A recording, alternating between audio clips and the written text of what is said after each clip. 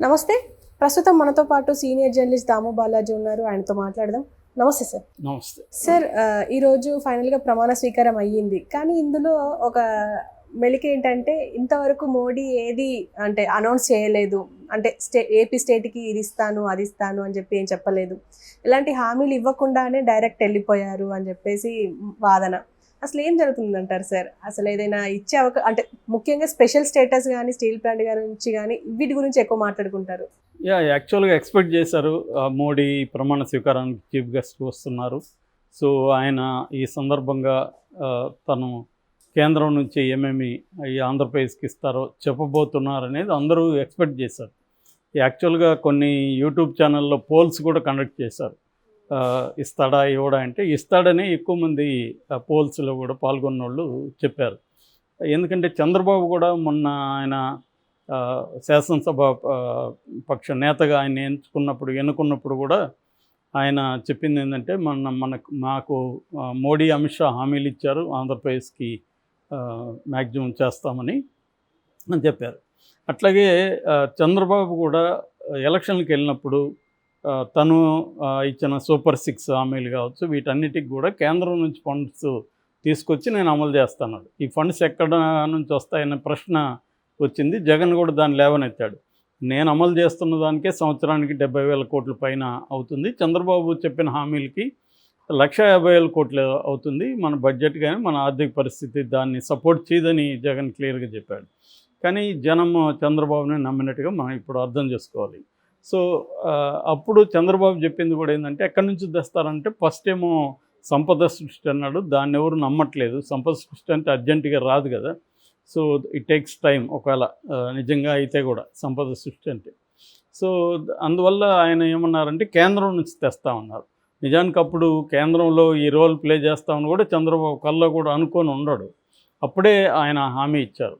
కానీ ఇప్పుడు నిజానికి చంద్రబాబు 16 ఎంపీలు ఉన్నాయి. తర్వాత పవన్ కళ్యాణ్కి 2 ఉన్నాయి. సో వాళ్ళకు ఒక 3 ఉన్నాయి. అంటే ఆంధ్రప్రదేశ్ మొత్తానికి కలిపి 21 ఎంపీ సీట్లు ఉన్నాయి. సో 21 ఎంపీ సీట్ల మీద డిపెండ్ అయ్యే అక్కడ గవర్నమెంట్ ఫామ్ అయినది. వీళ్ళు కానీ 21 కానీ పక్కకి వెళ్తే ఖచ్చితంగా ఇబ్బందుల్లో పడతారు. గవర్నమెంట్ కూలిపోదు కానీ ఇబ్బందుల్లో పడుతుంది.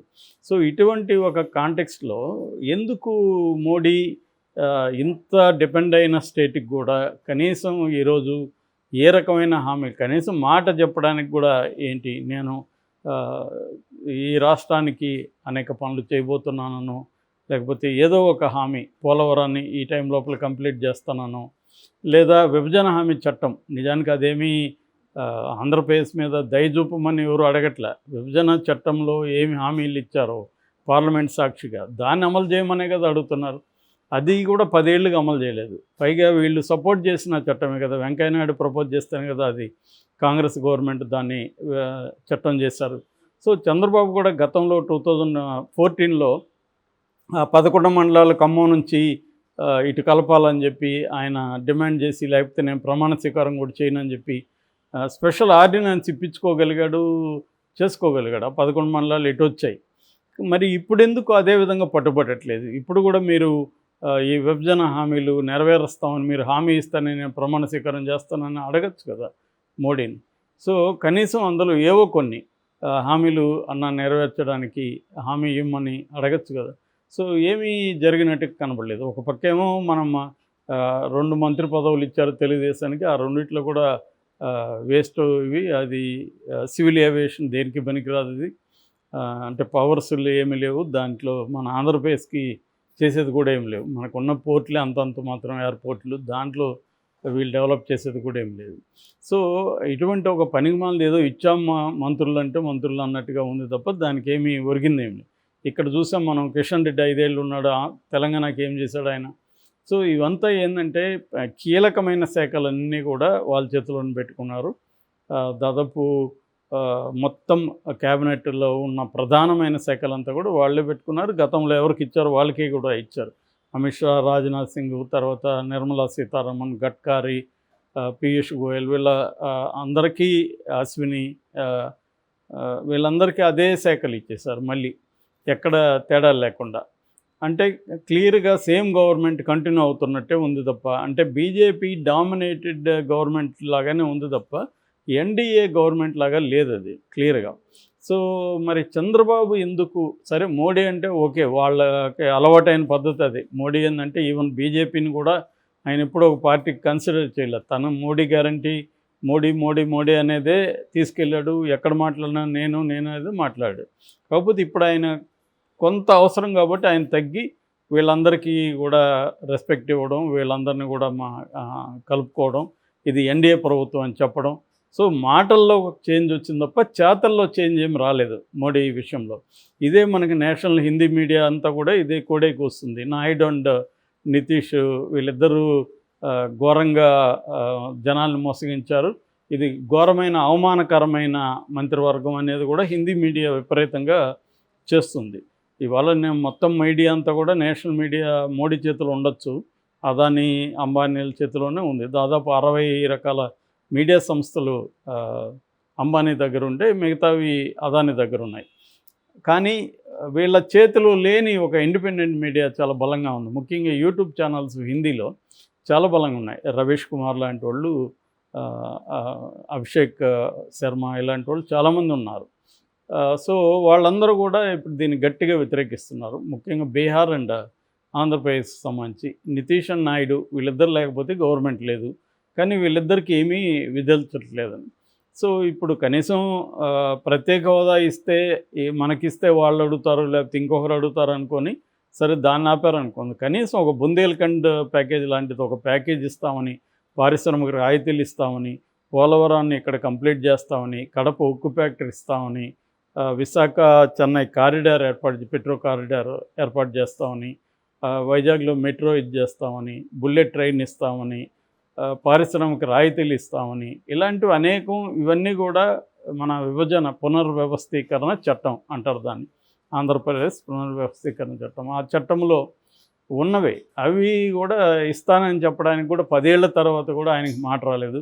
గతంలో అప్పుడు కూడా వచ్చినప్పుడు అమరావతి దీనికి వచ్చినప్పుడు మట్టి నీళ్ళు ఇచ్చిపోయాడు, ఈసారి మట్టి నీళ్ళు కూడా గాలి ఇచ్చిపోయాడు అని చెప్పి చెప్తున్నారు. చేతులు పోయాడు, అన్నదమ్ముల చిరంజీవి పవన్ కళ్యాణ్ చేతులు ఇద్దరు పట్టుకొని చేయడం, ఈ డ్రామాటిక్స్ ప్లే చేసిపోయాడు తప్ప మోడీ నిజానికి అవేవి అవసరం లేదు జనాలకి, ప్రజలకి అవేమి అవసరం.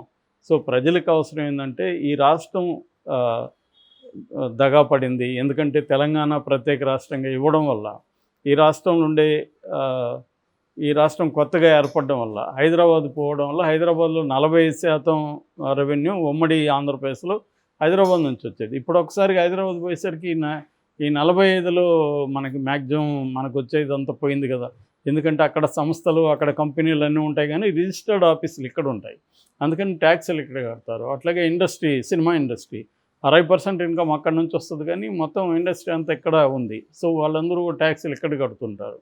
సో ఈ రకంగా హైదరాబాద్ కోల్పోవడం వల్ల అక్కడ జరిగిన నష్టం ఏదైతే ఉందో దానికి పునర్వ్యవస్థీకరణ చట్టంలో, దాన్నే విభజన చట్టం అంటారు, ఈ చట్టంలో నీట్గా అన్ని పొందుపరిచారు ఏమేమి ఇవ్వాలి, ఎలా ఇవ్వాలని. దాన్ని మోడీ గవర్నమెంట్ ఇప్పటి వరకు ఏమీ పట్టించుకోలేదు. చంద్రబాబు ఉన్న 5 ఏళ్లలో చంద్రబాబు సాధించలేకపోయాడు, జగన్ ఉన్నప్పుడు జగన్ సాధించలేకపోయాడు. నిజానికి చంద్రబాబు ధర్మ పోరాట దీక్ష కూడా చేశారు దీని మీద. అప్పుడు ఆ తర్వాత వదిలేశారు. మొన్నటి వరకు జగన్ను విమర్శించారు, వీళ్ళేమీ తీసుకురాలేదు, జగన్ లొంగిపోయాడు, కేసులు ఉన్నాయి కాబట్టి. మరి చంద్రబాబు ఎందుకు భయపడుతున్నాడు, చంద్రబాబు ఎందుకు గట్టిగా ఫైట్ చేయట్లేదు? ఆ డిమాండ్లు ఇచ్చినాకనే ఆ డిమాండ్లు మీరు హామీలు ఇచ్చినాకనే నేను ప్రభుత్వంలో చేరతానని ఎందుకు చెప్పకూడదు? చెప్పుంటే ఈరోజు హీరో అయ్యేవాడు దేశవ్యాప్తంగా చంద్రబాబు. ఎందుకంటే ఆయన రాష్ట్ర ప్రయోజనాలను తాకట్టు పెట్టుకోదలుచుకోలేదు అనేది వచ్చుండేది. మోడీ కూడా దిగి వచ్చుండేవాడు. సో కనీసం ఇప్పుడు ఆయన ఎంతో చాకచక్యంగా పురంధేశ్వరికి స్పీకర్ పదవి ఇప్పించడానికి రకరకాల వ్యూహాలు వేశాడని చెప్తున్నారు. మరి అదే వ్యూహాలు రాష్ట్ర ప్రయోజనాల కోసం చంద్రబాబు ఎందుకు వేయలేకపోయాడు? సో దీన్ని సపోర్ట్ చేసేవాళ్ళేమో చంద్రబాబు అట్లా బ్లాక్మెయిలింగ్ క్యారెక్టర్ కాదు, ఆయన మెల్లగా చేస్తాడు అని సర్దు చెప్తున్నారు. సో ఇక్కడ బ్లాక్మెయిల్ ఏముంటుంది? మన 10 ఏళ్ళుగా అమలు చేయని ప్రయోజనాలను అమలు చేయమని అడగడం బ్లాక్మెయిల్ ఎట్లా అవుతుంది? అమలు చేయమనే కదా అడుగుతున్నారు, అది హామీ ఇవ్వమని అడుగుతున్నారు. సో ఈ హామీ ఇస్తున్నా కనీసం బైండ్ ఓవర్ అయితే ఒక టైం లైన్ పెట్టుకొని చేయొచ్చు. ఇప్పుడు అన్నీ ఏమో గుజరాత్కి తీసుకెళ్ళిపోతున్నారు, బాంబే ఆ చుట్టుపక్కల అక్కడ చేస్తున్నారు. బీజేపీ పాలిత రాష్ట్రాలకే మొత్తం ఇస్తున్నారు తప్ప ముఖ్యంగా సౌత్కి చాలా దారుణమైన అన్యాయం జరుగుతుంది. దీనైనా చంద్రబాబు చేస్తాడేమో అని ఇతర ముఖ్యమంత్రులు కూడా ఆశిస్తున్నారు. స్టాలిన్ ఓపెన్గానే అన్నాడు, మీరు మన సౌత్ రాష్ట్రాల కోసం మీరు చేస్తారని నమ్ముతున్నాం సార్ అన్నాడు. ఇది మరి చంద్రబాబు ఏమో ఇటు ఆంధ్ర ప్రజల్ని నిరాశలోకి తీసుకెళ్తున్నాడు, ఇటు సౌత్ ఇండియా రాష్ట్రాలను కూడా నిరాశలోకి తీసుకెళ్తున్నాడు.